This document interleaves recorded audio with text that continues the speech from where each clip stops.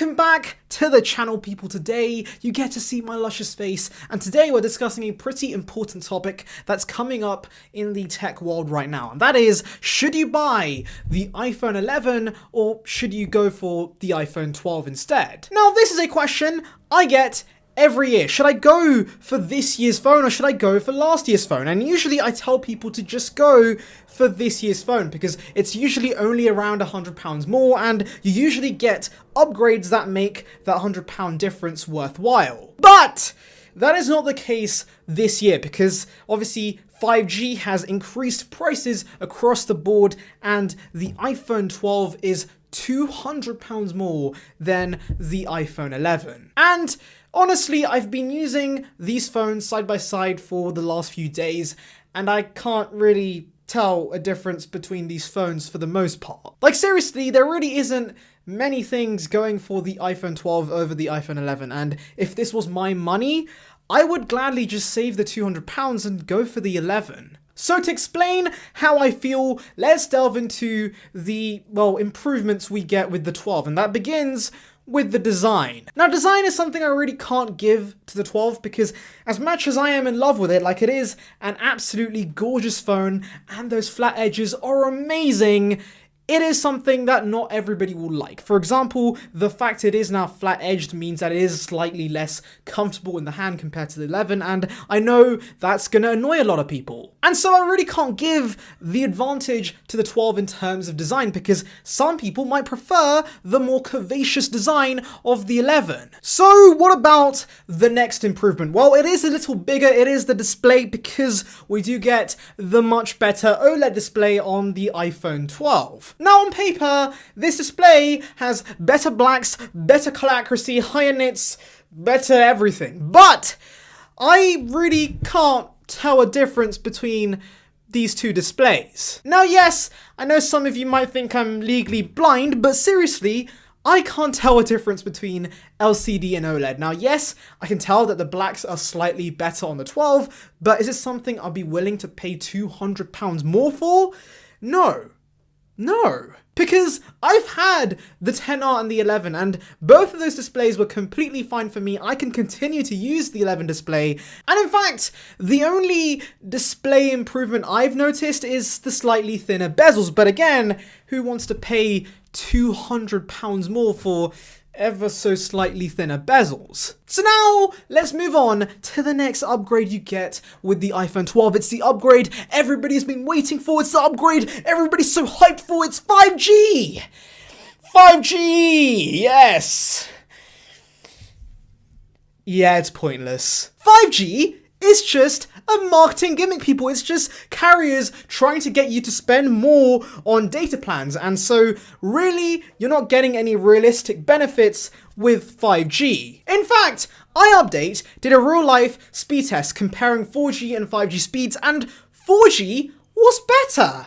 How does that make any sense? So yeah, basically, the moral of the story is don't pay £200 more for 5G on the iPhone 12. It does not make a lot of sense, and honestly, you probably won't use it. So now we come to the camera improvements. So there are a few hardware changes with the iPhone 12. You get a slightly wider aperture, so it allows more light, and obviously you get deep fusion and night mode on all cameras this year, but who's actually using night mode and deep fusion? Like, it really doesn't make a huge difference. Like, yes, I know it's awesome to have Dolby Vision recording, but really, on a day-to-day basis, are you actually going to use that? Like, is that something you rely on? Because most of the time, people are taking photos in pretty good lighting conditions. They're taking photos in daylight, and in daylight, these phones are pretty much near identical in terms of camera performance. So yeah, again, I can't give the upper hand to the 12 because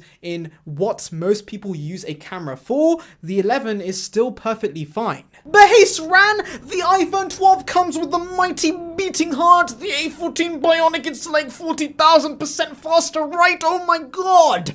No, it's not really that much faster. Now, yes, I know that this has a slightly better Geekbench score. It's around 30 or 40% faster, but I cannot tell any difference in day-to-day performance. And that's the thing people forget about. We don't geekbench our phones on a daily basis. We just browse the web on them, we watch a few videos, we do some light gaming, and the iPhone 11 and 12 in that respect are near identical once again. Now, yes, I am aware that the iPhone 12 will get more updates because of that A14 chip, but at the end of the day, RAM is the huge bottleneck, not the chip. And so, since these phones share the same amount of RAM, I don't think the iPhone 12 will get that many more years of updates. In fact, it'll probably be one extra version of iOS, which honestly isn't a huge issue because this phone is only a year old, which means it'll still get 4 or 5 years of updates, which is more than fine for most people. And then there's the rest of the upgrades, which aren't really that beneficial. I mean, the ceramic shield screen is nice to have, but it scratches super easily, so you're gonna slap a screen protector on it anyways. And then there's the IP68 upgrade, but at the same time, Apple doesn't cover water damage, so you shouldn't really put your phone in water anyways. And then there's MagSafe, which isn't actually that amazing because it creates a lot of excess heat and it's painfully slow to charge. But obviously, you're going to be asking me, come on Saran, Apple must have given us something to warrant the £200 premium. There has to be that special something, and well, yes, kinda. So what I would determine is an upgrade is something that improves the quality of life. And there are actually two things with the iPhone 12 that does improve my user experience. Number one is that modem. So the iPhone 11 series had a modem made by Intel, and honestly,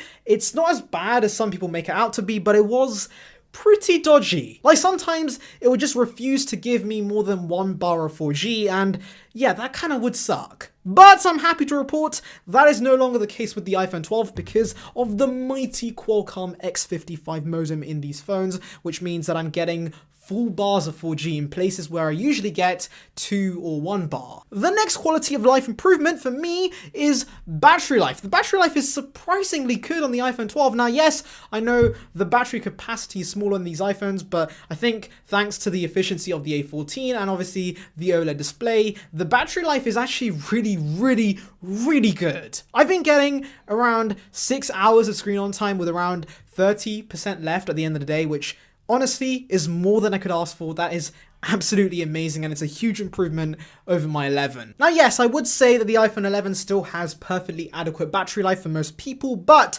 everybody loves a bit of extra juice, and so it's nice to see that on the iPhone 12. But that's about it. Like I said at the beginning, I can't really tell a difference between these two phones. In fact, the iPhone 12 is just an iPhone 11 in a new body. And again, yes, it's nice to have the slightly better modem and the slightly better battery life, but I don't think it warrants the £200 premium. And so, coming back to my main point, the iPhone 11 is still the iPhone most people should buy. This phone does pretty much everything I need a smartphone to do, and I'm pretty sure it does everything most people need a smartphone to do. Now, yes, I know this phone isn't exceptional, but it does a lot of things well, and when you're paying only £600 for what is a premium experience, you can't argue with the value you're getting here. Not to mention that while these phones have a £200 difference here in the UK and a $200 difference in America, in countries like India, the iPhone 12 is stupidly high. Like, it's so expensive there. So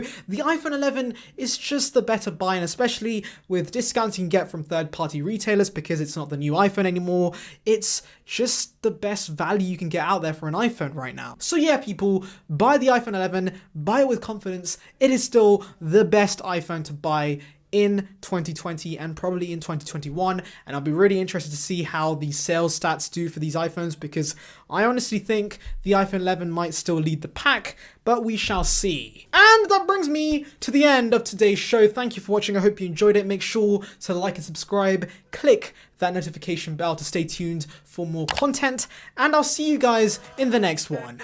See ya, peeps.